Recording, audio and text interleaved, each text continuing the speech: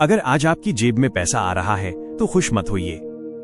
हो सकता है कि आप एक बहुत बड़े और खतरनाक जाल में फंसने जा रहे हो।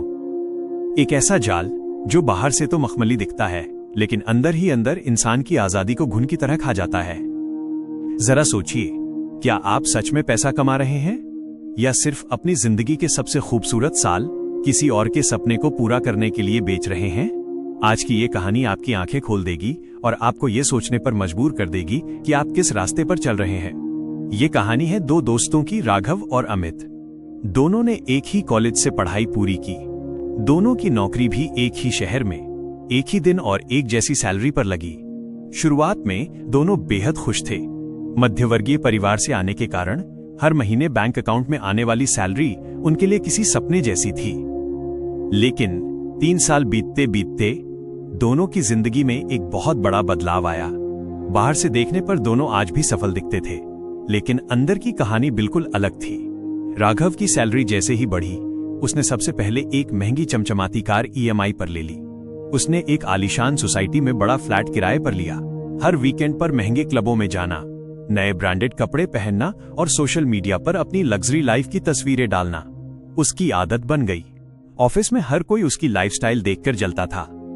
सबको लगता था कि राघव जिंदगी का असली मजा ले रहा है। लेकिन हकीकत ये थी कि हर महीने की 25 तारीख आते आते राघव के माथे पर पसीना आने लगता था। क्रेडिट कार्ड के बिल, कार की किस्त, मकान का किराया, उसकी पूरी सैलरी आने से पहले ही बढ़ चुकी होती थी। वो एक ऐसे चूहा दौड़ में फंस चुका था जहां वो काम छोड़ना तो दूर, बीमार होने की भी नहीं सोच सकता था। उसकी नौकरी उसकी जरूरत नहीं, उसकी मजबूरी बन चुकी थी। अब बात करते हैं अमित की। अमित भी उसी ऑफिस में था, उतनी ही सैलरी पा रहा था, लेकिन उसने एक अलग रास्ता चुना। उसने अपनी पुरानी बाइक नहीं बदली। उसने एक साधारण लेकिन आरामदायक कमरा किराए पर लिया।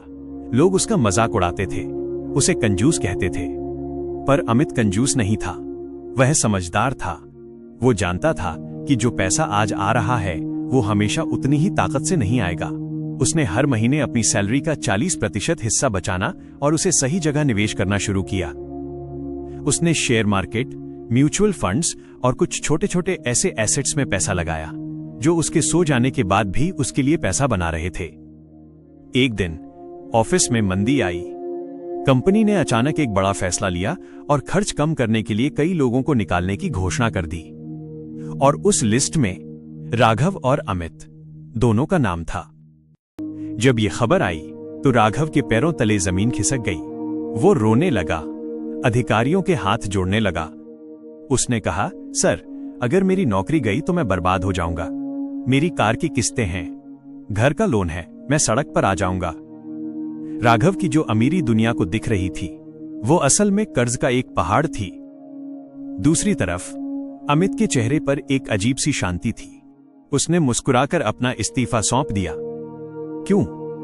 क्योंकि पिछले 5 सालों में अमित ने जो पैसा बचाया और निवेश किया था वो अब इतना बढ़ चुका था कि अगर वो अगले 2 साल भी काम न करे तो भी उसका घर आराम से चल सकता था।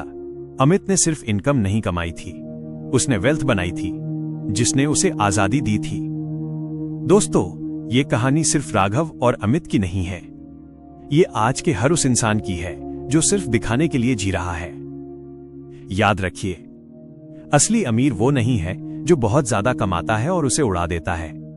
असली अमीर वो है जो अपने पैसे को संभालना जानता है और उसे अपने लिए काम पर लगाता है। तय आपको करना है कि आपको राघव की तरह कर्ज की चमक चाहिए या अमित की तरह सुकून की आजादी। धन्यवाद।